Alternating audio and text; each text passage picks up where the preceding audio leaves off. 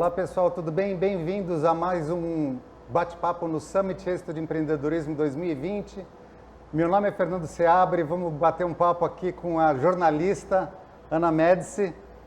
Ana é jornalista, apresentadora de TV, economista, trabalhou comigo no Planeta Startup, né, Ana? É isso mesmo, olha, é um grande prazer estar aqui, obrigado a quem está nos acompanhando. Foi uma grande surpresa, né, Fernando? Porque eu cheguei aqui, né, para fazer a palestra e seria no esquema de bate-papo e me disseram que seria o Fernando Seabra. Então eu fiquei super surpresa e muito feliz porque nós trabalhamos juntos no Planeta Startup, ele foi mentor do programa, então realmente vai ser um bate-papo muito gostoso. Isso, lá no Planeta a Ana era apresentadora e entrevistadora. Hoje a gente vai trocar os papéis aqui, né, Ana? Pois é. Eu quero bater um papo com você, vamos falar... primeiro, só deixar claro aqui para o pessoal que você é uma especialista em inovação, startup e empreendedorismo e é colunista das rádios sua Band News e Bandeirantes. Isso. Trabalho que tem levado muito conteúdo semanalmente para empreendedores Brasil afora. É isso mesmo. Como é que tem sido esse trabalho e a resposta só das pessoas, Ana?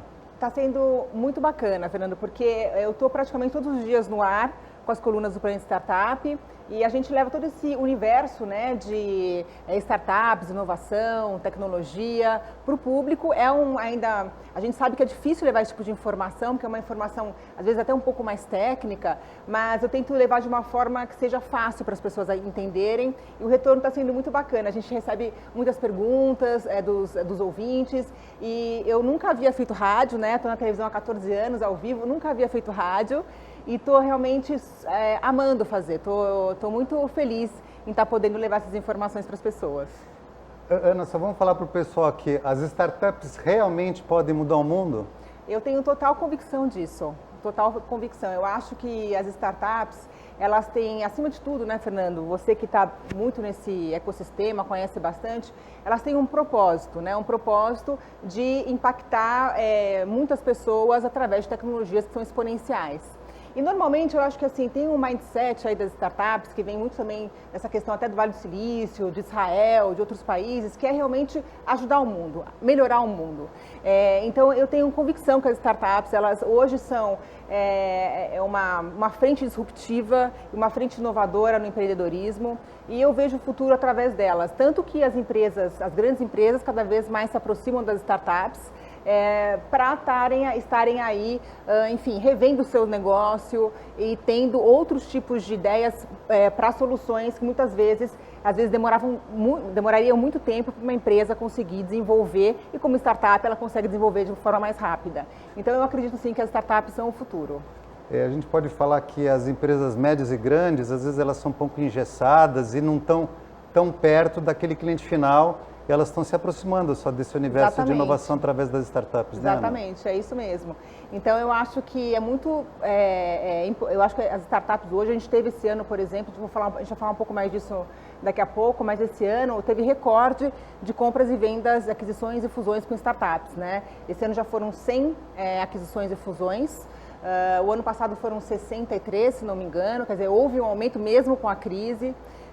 O mercado de startups atingiu também recorde de investimento em setembro, foram 853 milhões de dólares investidos em startups, um aumento de 65% em relação a 2018, de 800% em relação a 2017. Ou seja, as pessoas estão trabalhando em casa, mas os negócios estão acontecendo. É isso. Inclusive, está fazendo com que as empresas de tecnologia e startup cresçam mais, né, Ana? Cresçam mais. Eu acho que assim, a gente, muito tem se falado sobre isso, né, com a pandemia nada mais fez do que acelerou um processo que já acontecia de inovação no mundo, né? Então, eu acho que com essa aceleração, as startups ficaram mais ainda em foco. Então, quando se falava às vezes em AD ou de consultas à distância, de teleconferências, havia ainda um pouco de um estigma de, não, a educação à distância não é tão boa como a presencial.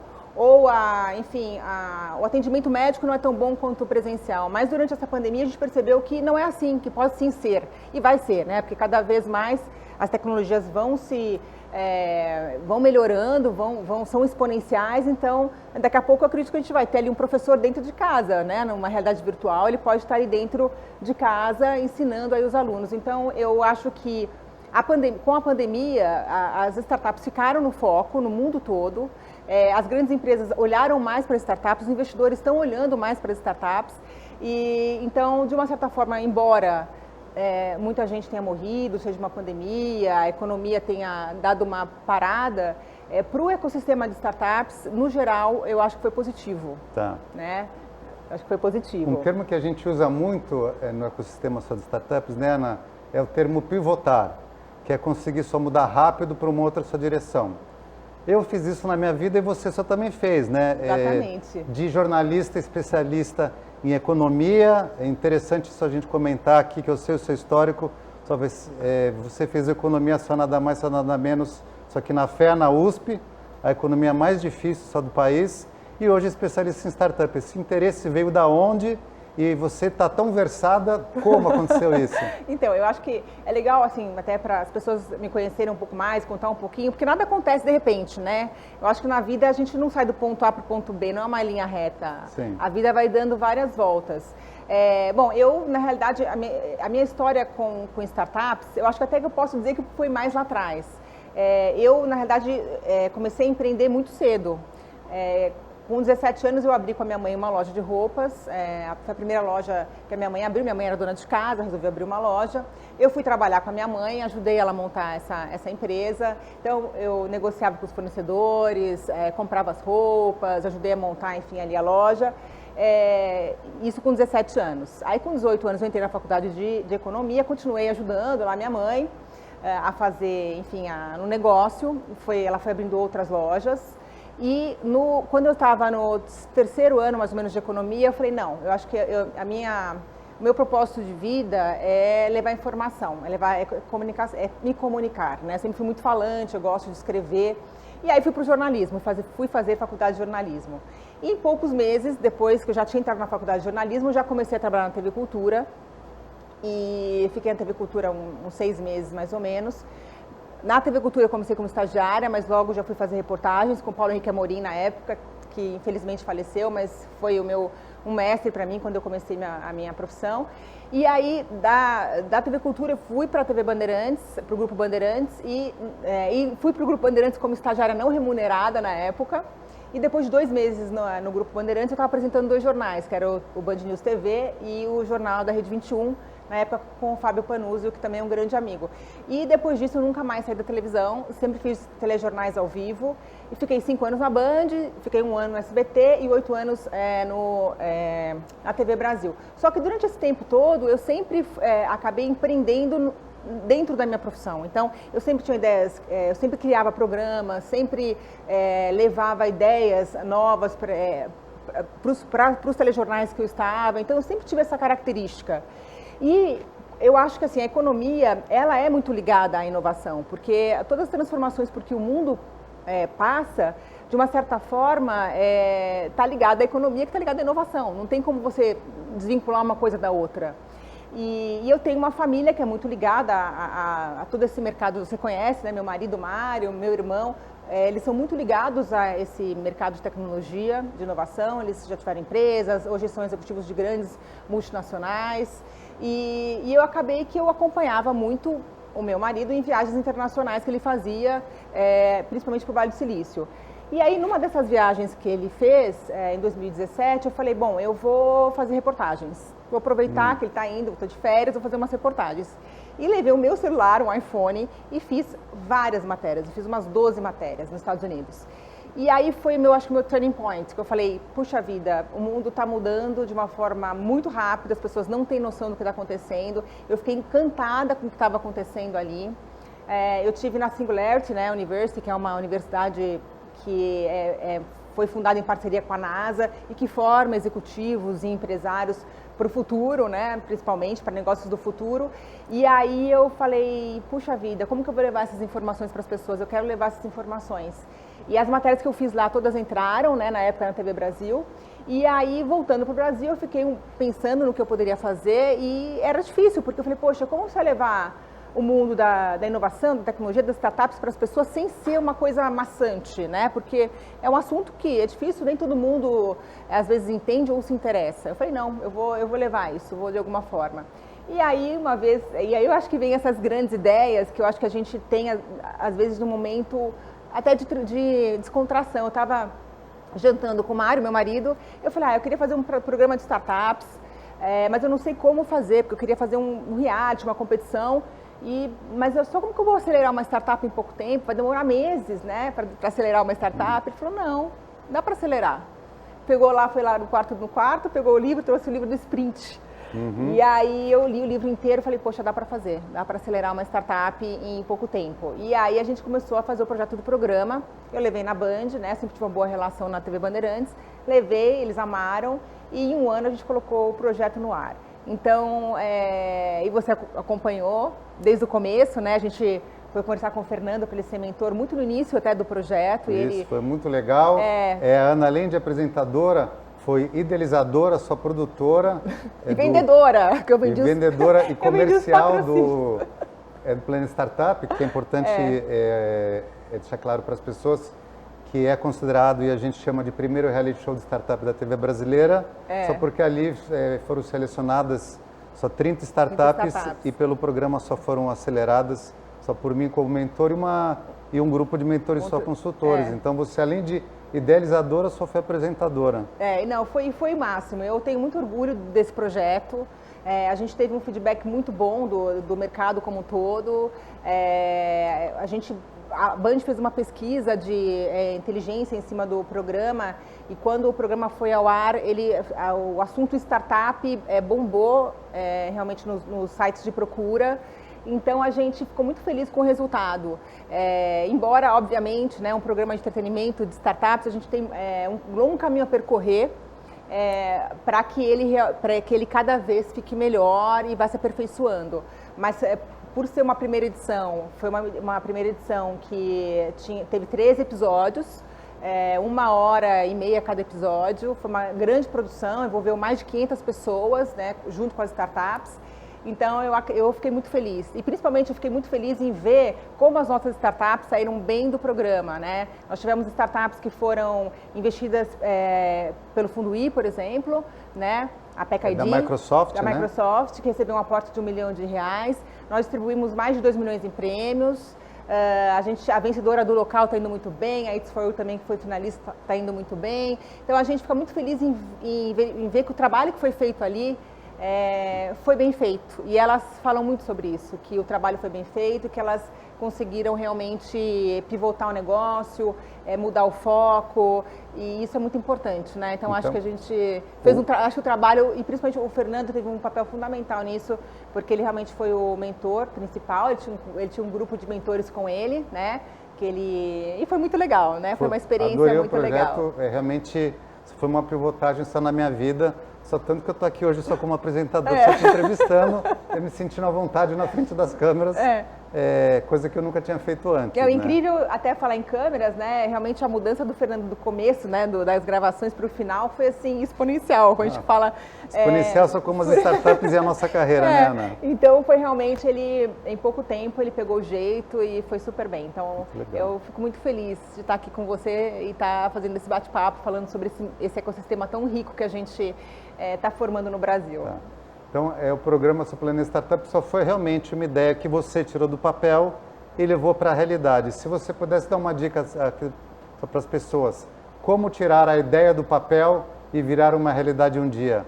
3 pontos principais. Olha, primeiro eu acho assim, é uma coisa que se fala muito, né, no mercado de startups, não só no mercado de startups. Ideia boa é a ideia colocada em prática. Não adianta você ter uma grande ideia e ficar guardando embaixo da gaveta, dentro da gaveta. O inferno está cheio de ideia ótima, né? Está cheio de ideia ótima. E aí tem gente que tem medo de falar ideia, Não, ideia a gente tem que colocar em prática. E se arriscar é muito difícil, né, Fernando?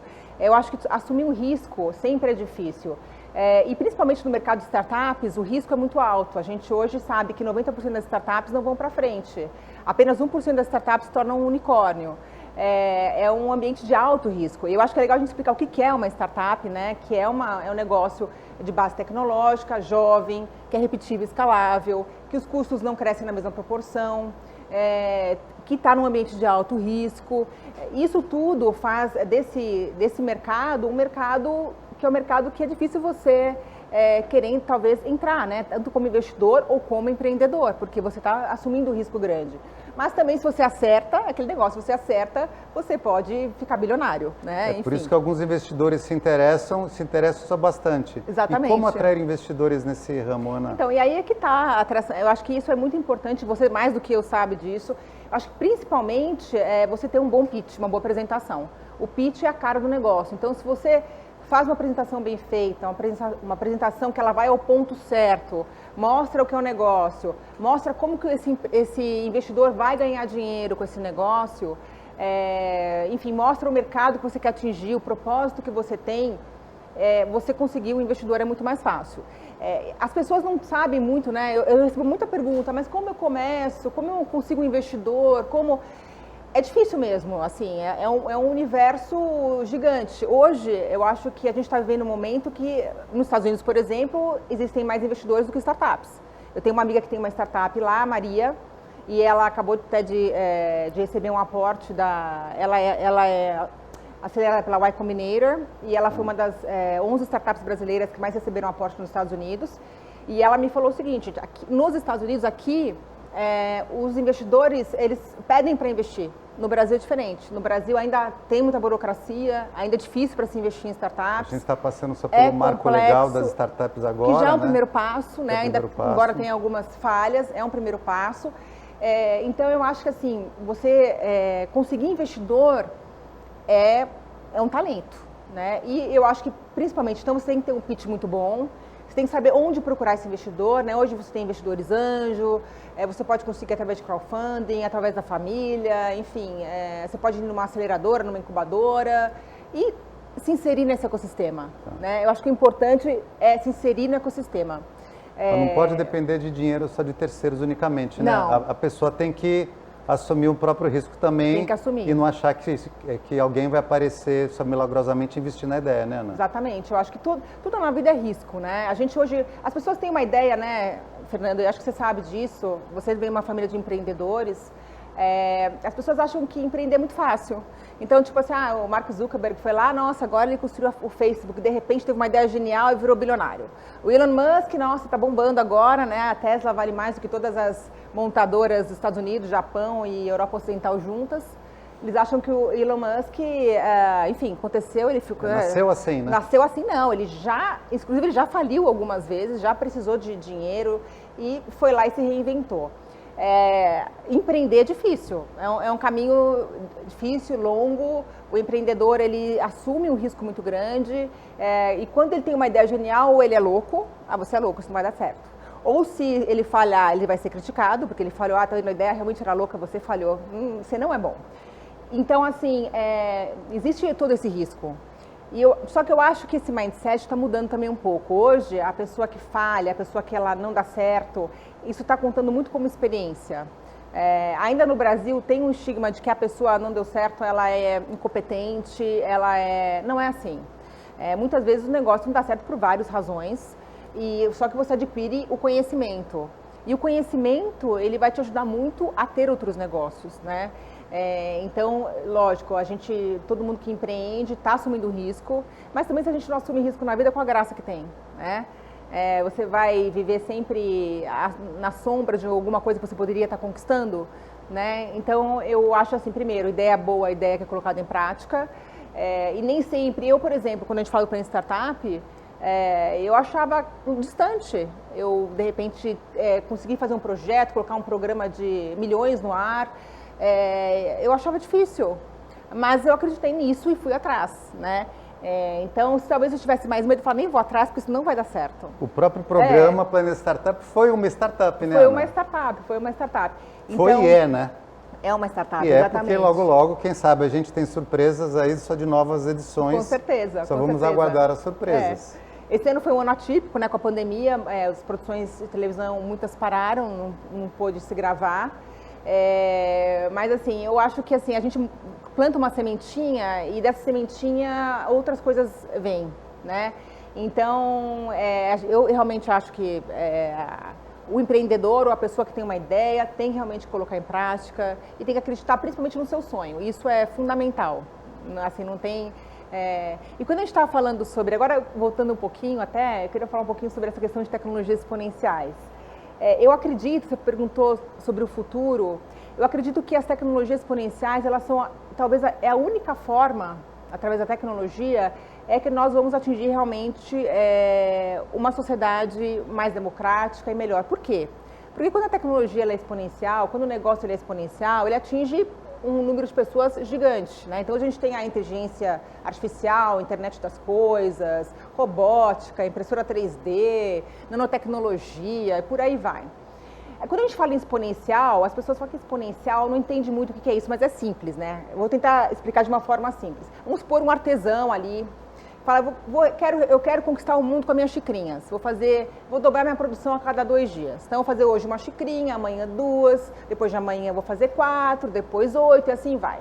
Fala, ixi, ele nunca vai conquistar o mundo com essas xicrinhas? Isso não vai dar certo. Aí que você se engana, porque é o seguinte, no 16º dia, esse artesão, ele vai produzir em apenas um dia 32.768 xícaras. Nossa. Se você pegar todos os dias juntos, nesses 16 dias, vai dar mais ou menos 65.530, alguma coisa, xícaras. E como produzir isso, né? Ou seja, em 16 dias, se ele aumentar a produção dele, dobrar a cada dia, em 16 dias, ele vai ter 65 mil xícaras. Então, você imagina em um mês, em um ano, em 10 anos. Uau. Então, isso é o exponencial. O exponencial é quando a gente fala em algo que cresce de uma forma gigantesca. E só com tecnologia a gente consegue fazer isso. Só com tecnologia. Agora, você imagina, se a tecnologia que é exponencial, ela já cresce de forma exponencial, o que vai acontecer daqui 5, 10 anos? Então, isso que eu acho que a gente tem que levar como mensagem para as pessoas. A gente tem que se preparar, porque o mundo está mudando uma velocidade jamais vista. Pra você ter uma ideia, Fernanda, tem um dado muito legal, que é o seguinte. A primeira pessoa que fez um levantamento de como o conhecimento humano ele se desenvolvia foi um cara chamado Buckminster Fuller, acho que é assim que fala o nome dele. Ele começou a fazer estudo a partir de depois de Cristo. Então, a primeira vez que o conhecimento dobrou foi depois de 1.500 anos. Então, demorou 1.500 anos para o conhecimento dobrar pela primeira vez. Em 1900, o conhecimento dobrava a cada 100 anos. Em 1945, ali logo depois na Segunda Guerra Mundial, dobrava a cada 25 anos. Hoje, o conhecimento, estima-se que ele por ano. Então, daqui a pouco o conhecimento vai estar dobrando a cada mês, daqui a pouco a cada um dia, daqui a pouco a cada 1 minuto, daqui a pouco a cada 1 segundo, daqui a pouco a cada...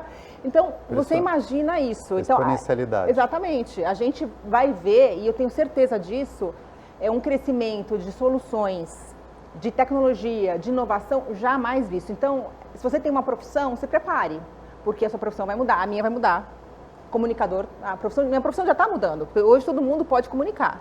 Todo mundo pode abrir uma câmera e falar, né? Levar informação. O contador vai mudar, porque a inteligência artificial, as máquinas vão realizar esse trabalho. O médico também, a profissão está mudando, né? Os computadores já tem hoje máquinas que são mais assertivas em alguns procedimentos cirúrgicos em 99%. Né? Enquanto nós, seres humanos, podemos falhar. A máquina ela aprende com ela mesma. E aí que está, quando a gente fala a máquina ela vai se auto-ensinando. E ela aprende com outras, quando a gente fala de internet das coisas. Então, você imagina isso. Se a máquina pensa muito mais do que a gente, muito mais rápida, muito mais potente, se ela é exponencial, e se a gente está vivendo tudo isso que a gente está vivendo, eu não tenho dúvidas, assim, que a gente realmente vai ver nos próximos anos uma explosão de soluções. A gente fala em carro voador, carro voador não, vai demorar. Não sei. Carro elétrico. Né? O que o Elon Musk fez? Ele abriu as portas para os carros elétricos. Todo mundo, não, carro elétrico, imagina, a indústria do petróleo não vai deixar, não vai ser possível. Hoje as montadoras estão percebendo que se elas não fizerem os carros elétricos, elas estão para trás, né? No meu caso, eu tenho um carro híbrido e não vejo a hora de ter um elétrico, porque eu nunca mais quero ter um carro a gasolina. Então, outra vida, né? Outra vida. E aí a gente percebe assim que... E aí que vem uma outra coisa das startups, que eu acho que vem uma coisa também desse mundo que a gente está vivendo, e dos jovens principalmente. Hoje há uma preocupação em relação à sustentabilidade, em relação à qualidade de vida. As pessoas querem muito mais ser do que ter. Então, o que vale mais a experiência? Quando a gente fala num Airbnb, por exemplo, por que você vai ter uma casa que você usa uma vez a cada, sei lá, uma vez por ano, que te traz um custo gigantesco, se você pode compartilhar, ou alugar uma casa, e até mudar de experiência, né? Quer dizer, você enjoa da sua casa, não quer mais, né? Eu casa sou assim, de praia, casa de inverno, né? Porque se você for pensar em termos financeiros, vale muito mais a pena você, a economia compartilhada, certo? Isso. Então isso já é uma tendência, os jovens, hoje, pega na China, os jovens não querem mais ter carro. Carro? O que é carro? Não querem mais. E se eles forem ter carro, vai ser compartilhado. E talvez o carro daqui a pouco vai ser voador, como no Jetsons. Lembra do Jetsons? Sim. Adorava esse desenho. Eu lembro, é da minha época, só não é da sua, né? É da minha época o Jetsons. Não, o Jetsons, eu até falei sobre isso na coluna, ele foi ao ar até o último episódio foi em 1987 e depois ele continuou sendo reprisado. Inclusive, tem um banco aí, que eu não posso falar o nome, que fez uma propaganda genial com o Jetsons, que eu assisti ontem e falei, nossa, que bacana. E, aliás, é um banco que eu gosto muito. Mas, enfim, então a gente tá vendo o seguinte, quando a gente viu o Jetsons, né, quando a gente era menor, eu falei, nossa, uma casa que tem televisão inteligente, uma casa que tem uma geladeira que fala, um robô que limpa, o robô. Né? O robô que limpa, o carro que voava, coisa absurda, né? Mas era lindo. E a gente está caminhando para isso. A gente então não tem mais essa história de que tecnologia é o futuro, é o presente, não, é o presente. Né? Eu acredito. Exponencialidade é o presente. É o presente. E aí que eu acho, Fernando, que aí vem uma coisa interessante, é isso, se a gente não se preparar, se as pessoas não se prepararem, elas vão ficar para trás. E as grandes empresas estão percebendo que se elas não se prepararem, elas vão ficar para trás. E eu acho que o mais incrível, quando a gente fala também de startup, a gente pega aí, fala sobre startup unicórnio, né? As empresas que se tornaram unicórnio, coisas são gigantescas. Vamos falar de algumas, tá? Que começaram como startups. Netflix. Vamos explicar aqui para as pessoas o que são os unicórnios, Ana. Exatamente. Tem muita gente que não sabe ainda. Os unicórnios, né, como é o termo da mitologia, por quê? Por que é chamado unicórnio? Porque são raros, são animais mitológicos raros. Como a gente falou, só 1% das startups viram unicórnios. Unicórnios são empresas avaliadas em cerca de 1 bilhão... unicórnios são empresas avaliadas por mais de 1 bilhão de dólares. E os unicórnios, o incrível dos unicórnios é o seguinte, em média demora-se 7 anos para uma empresa virar unicórnio, né? Existe um estudo falando sobre isso. Um outro dado interessante, que falam que os unicórnios normalmente têm 3 cofundadores, e esses cofundadores, eles normalmente se conhecem há muito tempo. E tem um dado super interessante também sobre unicórnios no Brasil. A maioria dos unicórnios brasileiros são formados por CEOs ou gestores, founders, que são formados em universidades públicas. Tá. Isso eu achei super interessante. Então, assim, unicórnio, então, são empresas, são startups que são avaliadas em mais de 1 bilhão de dólares. E aí a gente pode dar alguns exemplos de empresas que começaram pequenas, que se tornaram unicórnios, todo mundo, a gente usa, fala, e que as pessoas às vezes nem sabem que um dia foi uma startup, né? Então a gente tem aí a Netflix, a gente tem o Facebook, a gente tem a Amazon, a gente tem a Tesla, Airbnb, Uber, enfim, fala milhões, né? Milhões de unicórnios. A RAP. A RAP, no Brasil a RAP, o Nubank, a última brasileira é a Vetex. A Vetex. No Brasil nós temos 12 unicórnios hoje, né?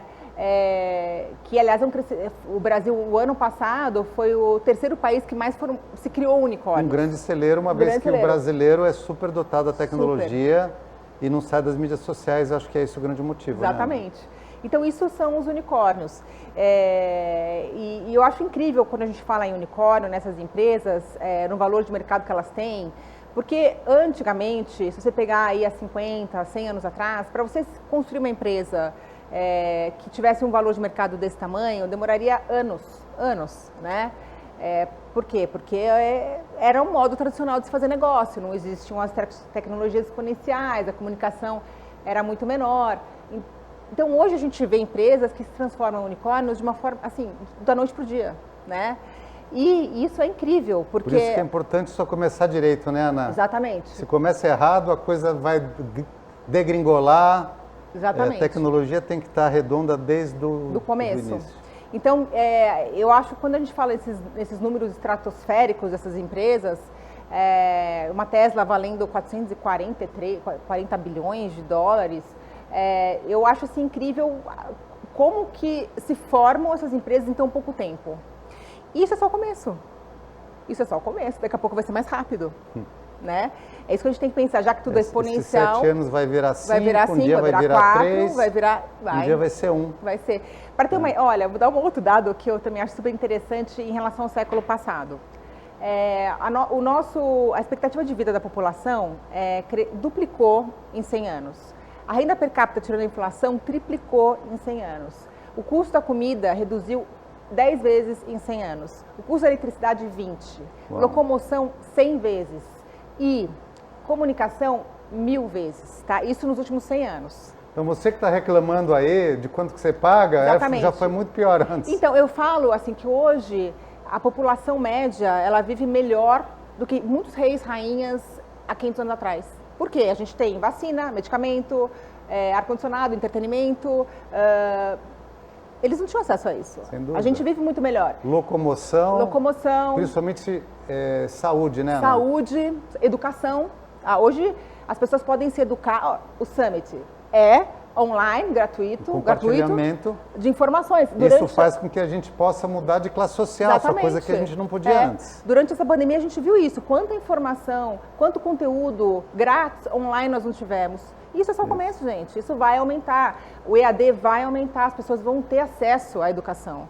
Então, aquele menininho da África, que mora ali subdesnutrido na África, que hoje não tem acesso à internet, logo ele vai ter acesso à educação. E aí ele vai poder, talvez, ter um outro patamar de vida. Isso. Né? Então, eu acredito que a tecnologia, ela traz a democratização de uma certa forma, ela traz a abundância. Então, quando a gente fala em abundância, por exemplo, hoje já tem tecnologia para dessalinização da água do mar, né? Da água do mar. Né? A gente já tem tecnologia de negócios verticais, de agronegócios verticais.